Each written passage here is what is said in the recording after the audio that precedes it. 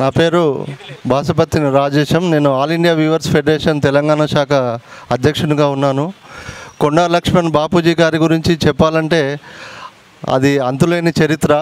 ఈరోజు తెలంగాణ ఫార్మేషన్కు మొట్టమొదటి ఉద్యమకారుడు ఎవరైనా ఉన్నారు అని అంటే అది కొండా లక్ష్మణ్ బాపూజీ అని చెప్పక తప్పదు.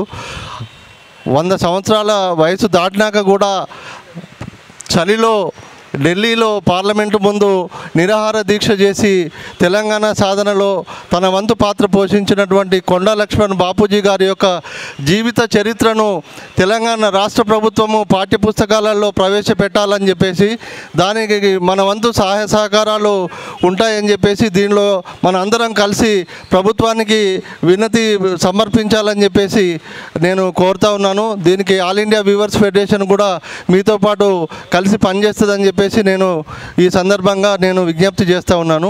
ఈ అవకాశం ఇచ్చినందుకు కృతజ్ఞతలు.